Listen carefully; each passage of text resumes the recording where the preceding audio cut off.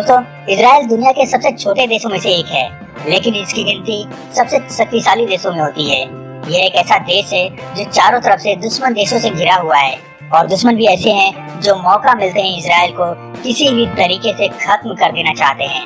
इन सब के बावजूद 1948 में दुनिया के नक्शे पर आया यह देश अपने दुश्मनों के लिए किसी बुरे सपने से कम नहीं है। इजराइल के लोगों के बारे में कहा जाता है कि वो स्वाभिमानी एवं देशभक्त होते हैं और इन्हीं लोगों की देशभक्ति के कारण इजराइल आज अरब देशों की आंखों में आंखें डालकर उनका जवाब देता है।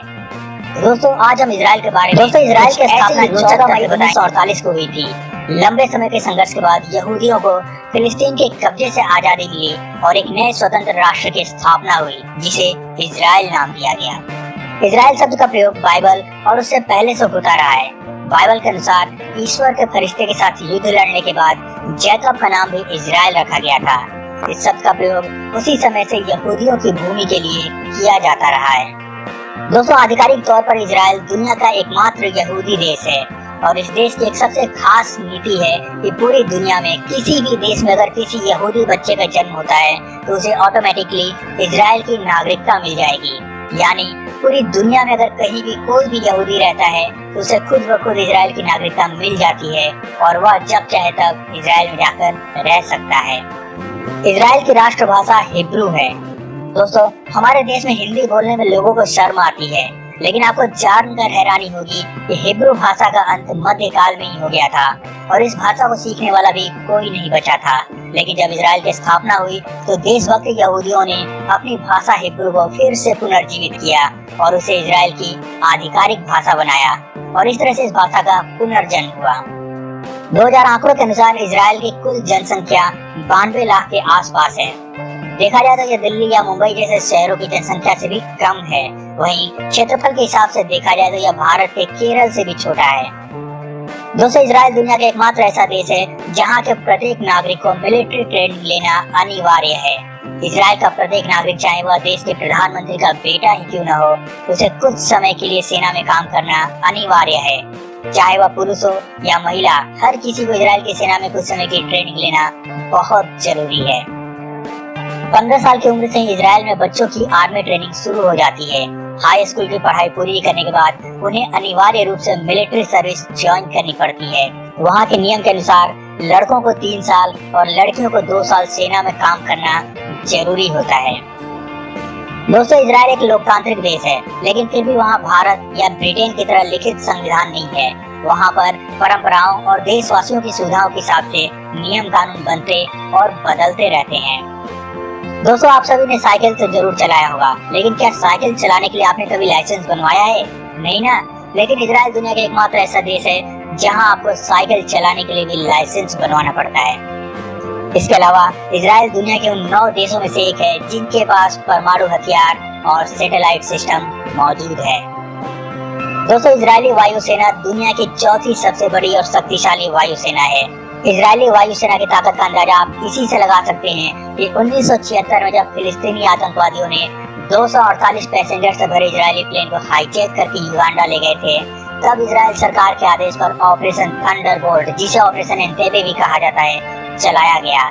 इसमें इजरायली वायुसेना अपने देश से 4000 किलोमीटर दूर युगांडा में घुसकर सिर्फ 90 मिनट में अपने सभी बंधक नागरिकों को सकुशल छुड़ा लाई थी। दोस्तों, यह दुनिया का एकमात्र ऐसा देश है जो पूरा का पूरा anti ballistic missile defence system से लैस है। यानी इजराइल की तरफ दागी गई कोई भी मिसाइल इजराइल पहुंचने से पहले ही नष्ट कर दी जाएगी। हथियार ही नहीं बल्कि विज्ञान के मामले में भी इजराइल काफी आगे है। मोटोरोला ने अपना पहला मोबाइल फोन इजराइल में ही बनाया था, तो माइक्रोसॉफ्ट के लिए पहला पेंटियम चिप भी इजराइल में ही बना था। इतना ही नहीं दोस्तों, पहली वॉइस मेल तकनीक भी इजराइल में ही विकसित की गई थी।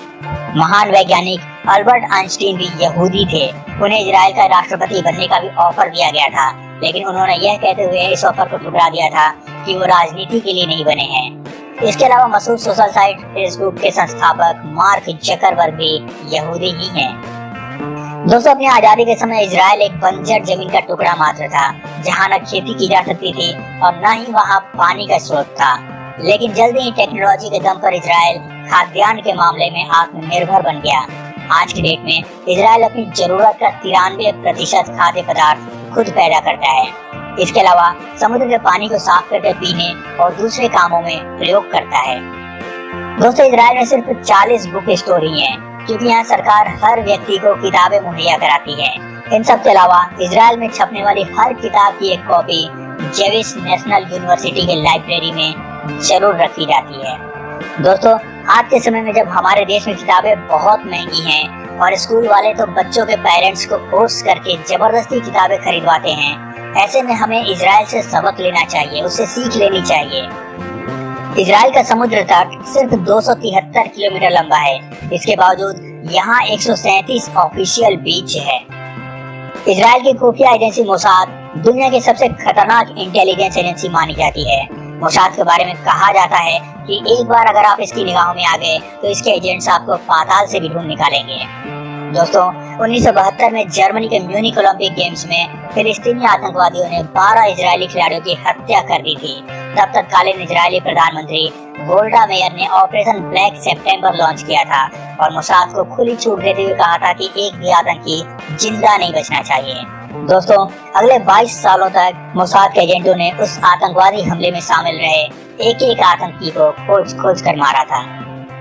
दोस्तों, इजराइल की सैन्य ताकत का अंदाजा आप इसी से लगा सकते हैं कि जून 1967 में जब जॉर्डन, सीरिया और इराक सहित आधा दर्जन मुस्लिम देशों ने एक साथ इजराइल पर हमला किया था, तो उसने पलटवार करते हुए मात्र 6 दिनों में इन सभी को बुरी तरह से हराया था। उस हार को अरब देश आज तक नहीं भूले हैं। इतिहास में इस घटना को 6 डेज वॉर के नाम से जाना जाता है। दोस्तों, इजराइल भारत को अपना सच्चा दोस्त मानता है। इसके बावजूद भी 2017 से पहले किसी भी भारतीय प्रधानमंत्री ने इजराइल की